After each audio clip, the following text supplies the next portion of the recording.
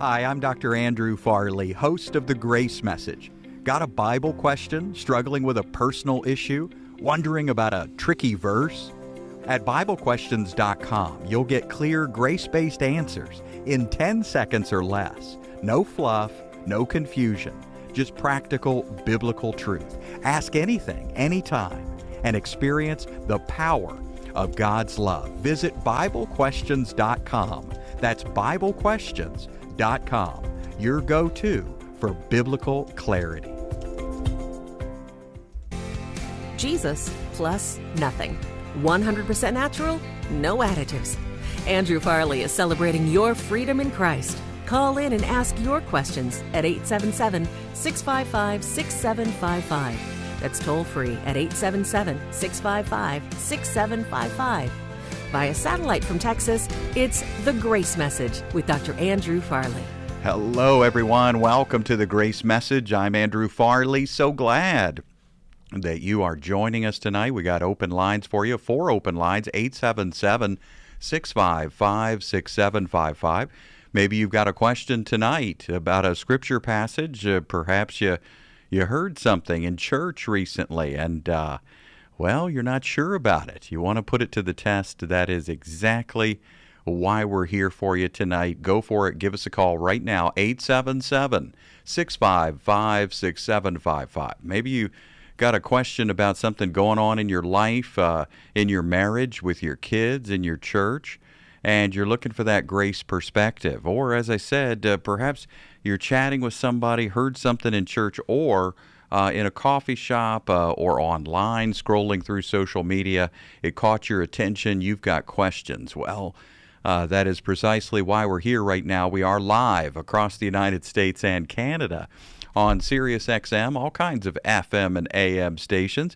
And, of course, yes, we're live streaming on Facebook, YouTube, Instagram, X, our mobile app, and our website. It doesn't matter how you're listening or watching right now. You can simply call in and be a part of tonight's conversation, and you make the program so much better. So we'd love for you to be a part of it tonight. 4 open lines, room for you right now, 877-655-6755. Maybe you're not sure about your relationship with God. You're looking for some encouragement, some clarity. We'd love to offer that as well. Or perhaps you're excited about something you're learning about God's grace, learning about your relationship with God, and you just kind of want to celebrate it together with us. We love that too. So whatever's on your heart, whatever's on your mind tonight, go for it. Tonight's a great night. We got a few open lines remaining, 3 open lines right now. Join us. I'll give you that number one last time, 877-655-6755. Well, before we go to our first call tonight, which will be a fun one, talking about women and childbirth and women ministering in the church and all of that, we want to take 60 seconds to let you know about a brand new resource we have available right now, this month only. It's called Jesus Our Everything, and here's a bit about it. There's so much uncertainty in the church today. So many Christians are inundated with fear and guilt and doubt. What if you could walk with God in total confidence, knowing that you're clean and close to Him forever? That's the truth of the gospel. And that's exactly why I'm excited about this brand new resource. It's called Jesus Our Everything. And it's all about living secure and loved, knowing that you're blameless before God no matter what. Make sure to request your copy of Jesus Our Everything this month when you give your gift. And don't forget, this month we have an amazing new opportunity, a matching grant all the way up to $200,000. That doubles every single gift, making your gift go twice as far. So we want to take full advantage of this amazing, rare opportunity to double every gift.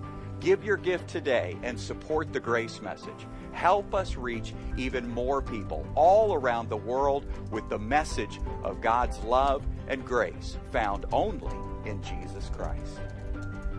That's right. We are so grateful for your support, and it goes to reaching people all across the planet. Maybe you've heard about our are amazing tools here. I mean, I'm so thankful for the folks that put them together, our technology team, and those that we've hired over the last couple of years to make things happen, like BibleQuestions.com. Are you kidding me? We've already answered over 3 million questions in 151 countries. So BibleQuestions.com is an unbelievable outreach. It's a mission worldwide. It speaks dozens and dozens of languages and helps people, again, in over 150 countries. That alone is an incredible ministry, not to mention what God is doing through TBN television, our broadcast there on Sunday mornings, and SiriusXM, which, if you don't know yet, I mean, we're on SiriusXM at least 8 times, I think 8 times a week across every single day of the week. So we have a tremendous opportunity to say yes to new opportunities. I mean, new outreaches. We just said yes to prisoners, inmates in jails and prisons across North America. We're now featured on the Pando app, which is an app for inmates, teaching them the gospel of God's grace. So your support helps us say yes. And don't forget, again, this month, it's not just that you can request your copy of Jesus Our Everything, but every gift you give is doubled. So if you've ever thought about giving to the Grace Message, oh my goodness, there's no better time than today, because your gift goes twice as far. And wow, we are so grateful for your support. It takes 2 minutes to give a gift at andrewfarley.org. Again, that's andrewfarley.org. You can click on the donate tab. Of course, your gift is tax deductible, but there's other great reasons to give. That is, you can request Jesus Our Everything. That's the way we want to say thank you. And then your gift is doubled, and you help us reach so many people across planet Earth. And that's what we're all about. So go to andrewfarley.org and give your best gift today. All right, well, let's go to Montana first. We'll talk with Leah. Hi, Leah. What you got for us tonight? Hey, sir. Thank you again. I'm a first-time caller. Great. And just wanted to say, 1 Timothy 2, verse 15, notwithstanding, she shall be saved in childbearing if they continue in faith and charity and holiness with sobriety. Yeah. And let's see, she shall be saved in childbearing. I know it's not salvation, but my dad is a Baptist preacher who used to preach really hard against women, pretty hard. So I wanted to hear if there's another perspective, like it was almost like the woman had to make sure she was absolutely doing just the right thing throughout pregnancy. Otherwise, I'm not sure what that would happen. Yeah. So I used to be so scared. I have 2 kids, but I was like so scared of, what am I supposed to do? Continue in faith and charity, holiness, sobriety. And my dad's really got struggles now because of the way he's, legalism won't take you in too good of a place. So right. Okay. Yeah. I love this. It's a great question. I appreciate it, Leah. I'll tell you this. First of all, it has nothing to do with making sure your child ends up okay. You don't have to crank out holy living to make sure that your kid survives the pregnancy. It's not about that. It's not a formula. It is a challenging passage. And for the audience, I want to catch them up. Women will be preserved through the bearing of children if they continue in faith and love and sanctity with self-restraint. Well, really, this question, you can't deal with verse 15 by itself, because what Paul is doing is rather clever. Paul is dispelling several myths. So you got this pastor, he's receiving this letter, and this pastor's name is Timothy. And he's a young man, he's not that experienced yet. And so Paul is writing him and saying, the women over there, I've heard about these women in your congregation, and they need to quietly receive instruction. I don't allow a woman to teach or exercise authority over a man, but to remain quiet. So that's the context. Now, people have, of course, twisted this over the centuries and said that means every woman everywhere needs to be quiet when they enter a church building. They can never teach, never preach, never minister, never counsel, never say anything. And many have limited the ministries of females over thousands of years because of this passage. But there's certainly a context to it, and I want to keep reading. I don't want to just read the, hey, women should be quiet verse. I want to keep going, because three times in a row, the Apostle Paul reveals what's really on his mind. First, he says it was Adam who was created first, and then Eve. Okay. Well, to that we say, no duh, Paul. Of course, Adam was created first. I've read the book of Genesis. I mean, why are you telling us this? Well, the reason he's telling you is because Timothy is a pastor of a church near Ephesus. And in Ephesus, there is a cult. There's a cult of the goddess Diana, and they're all about women. It's a women-led cult with priestesses. And they are teaching the opposite. They're running around taking the creation account and flipping it. And they're saying that Eve was created first and Adam was created second. And so Paul is correcting that here, and he's flipping the order back. He's saying, no, Adam was created first, then Eve. Now, the next verse, it says, it was not Adam who was deceived, but the woman was deceived and fell into sin. Well, again, Paul, we would all say, duh, of course. I already knew that because I've read Genesis. Well, guess what? The cult of the goddess Diana and those who were fond of it, and drawing, teaching from it, they were saying things like, well, women are smarter than men. Eve was not tricked in the Garden of Eden. Only Adam was tricked because Eve was smarter than Adam, and Eve was superior, and therefore women are superior. These were the teachings of that ancient cult of the goddess Diana. And so this had infiltrated the church, and Paul is once again correcting that. In the last verse, he corrected things. He said Adam was created first. In the next verse, he corrects things, and he says Eve was deceived. She was tricked. She's not smarter than Adam. She was tricked and fell into sin.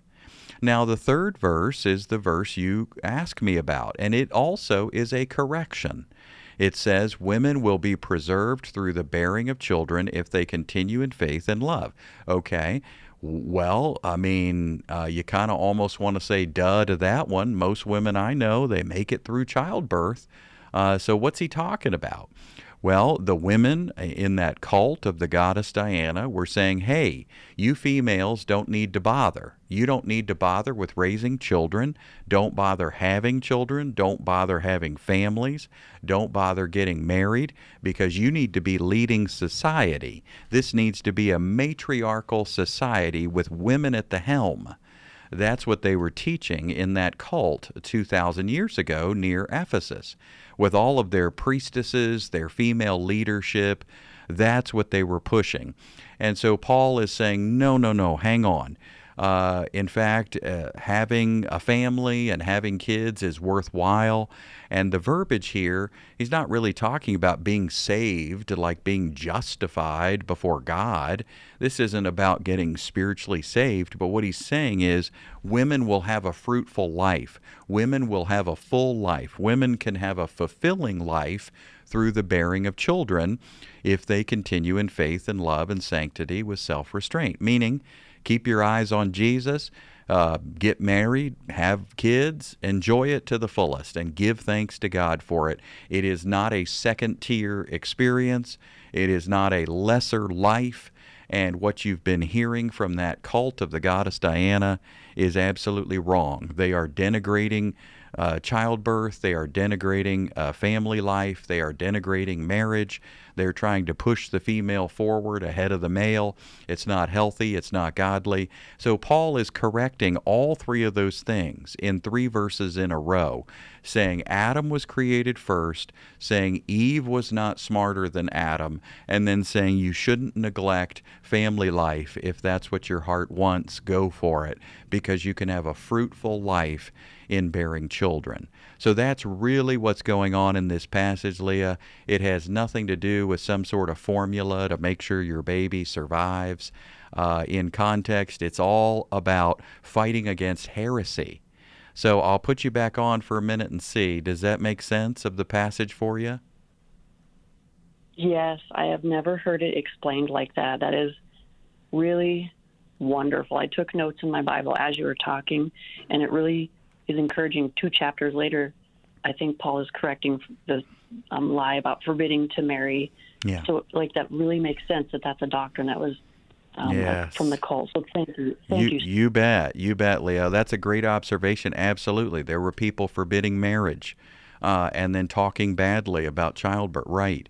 So, there was this philosophy running around. It wasn't just in that cult, but there was certainly a philosophy of you just need to treat the body harshly. Treat the body harshly and be more spiritual and neglect marriage and neglect kids and try to just live from your spirit. Don't be physical. And Christianity is much more healthy than that. It's healthier than that because it includes the body. And we can give thanks for every good thing given to us from God, especially our families and our children. So thanks for your call. Reach out to us again anytime there in Montana. All right, let's go to California. We'll talk with Robert. Hey, Robert, what you got for us tonight, my friend? Hey, Dr. Farley, how are you doing tonight? Hey, doing great. What you got, my friend? Okay, so my question is it okay, is it ethical to use AI to do sermon prep and lessons and so forth? Okay. What do you think?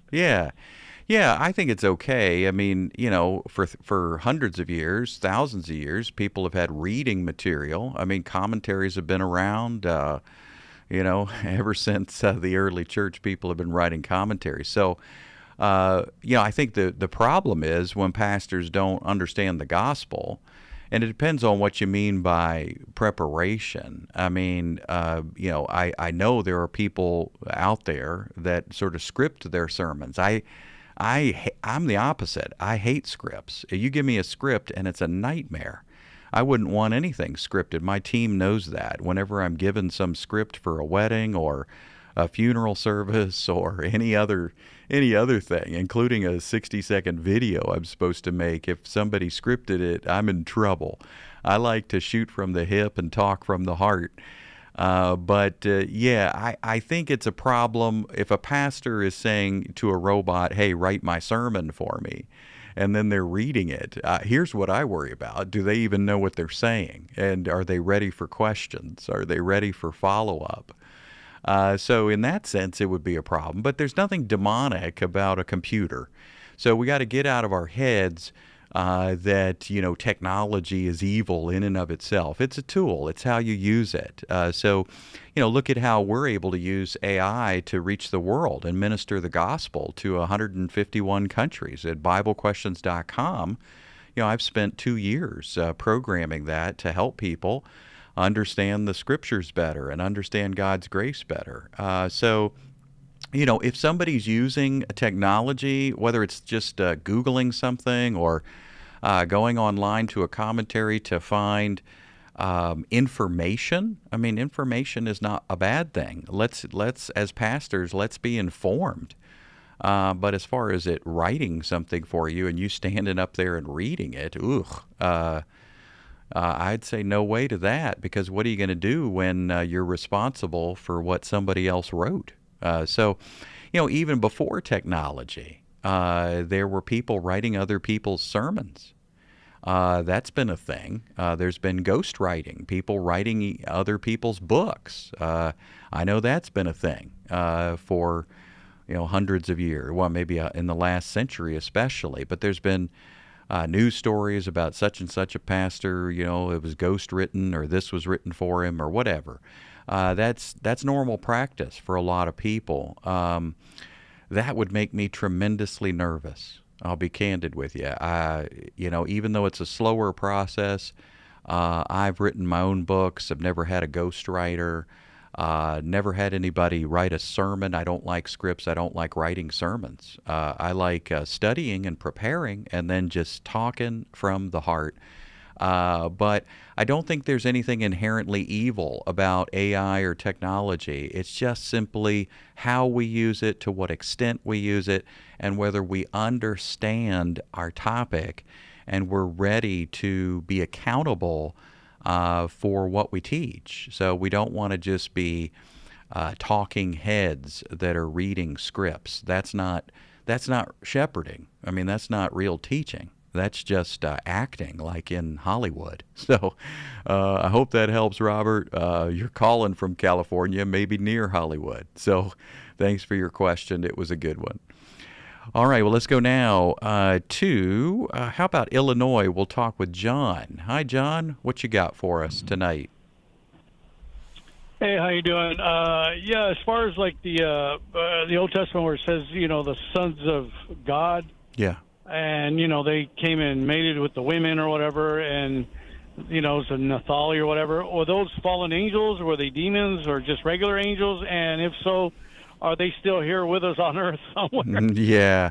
I don't believe any of that. I think sons of God is simply an expression, and we see it in various places in Scripture. I mean, you see it. It can refer to angelic type beings, but there's also other times where it's talking about humans, and that's what I think is happening in the passage you're referring to. I mean, when it says they came down and had relations with the daughters of men, I believe it was humans that were on a hilltop, on a hillside or a mountaintop, and there they were. They looked down into the valley and they said, gee, look at those attractive women. Let's go down and find wives. And so they walked down the hillside and went and found women to their liking, and there you have it. So I realize there are conspiracy theories built around that passage. Things like that there are demon babies and demons roaming the earth, half human and half angelic. But let's not forget what Scripture teaches. I mean, angels, angelic beings, are not, they're not given in marriage. They don't get married. They don't have sexual organs. So there's no way that this is about angels mating with humans. More likely, as you see in Psalm 82, for example, sons of the Most High, Psalm 82:6, and you got Genesis 6, which we're talking about now. To me, the most straightforward reading of the passage has nothing to do with demons floating down from a spiritual space to then have inappropriate relations with human women, and then you and me sitting here worrying about some sort of secret, race or tribe of people or something. All of that is just conspiracy theory. Let it go. The most straightforward reading is they come down from a hillside, and sons of God refers to humans, daughters of men refers to humans. It's a beautiful way to express it, and there you have it. So thanks for your question tonight. I hope that brings some clarity to you, my friend, and reach out to us again anytime. Well, William in Chicago, we ran out of time. I know you wanted to say thank you for BibleQuestions.com. I love your joke here. It says, it's better than my therapist. Well, I hope that's true, and we're glad that you're enjoying BibleQuestions.com. Folks, thanks for listening and being a part of the broadcast. Don't forget to support the Grace Message. We have our matching grant right now, and that means if you've ever thought about giving to the Grace Message, there's no better time than right now, because the impact is doubled. You're helping us reach people everywhere. For more information on the broadcast ministry of Dr. Andrew Farley, please visit andrewfarley.org. That's andrewfarley.org. Join us next time as we invite you to celebrate the Grace Message with Dr. Andrew Farley. This program is sponsored by your generous financial support. Hi, I'm Andrew Farley. I hope you enjoyed today's program. And if you have more questions, whether it's about a Bible verse, a personal struggle, or anything on your heart, BibleQuestions.com is here for you. You'll get clear, grace-based answers in 10 seconds or less. No confusion, no judgment, just practical truth that meets you right where you are. Whatever's on your mind, You'll find real answers rooted in God's love. Visit BibleQuestions.com. That's BibleQuestions.com.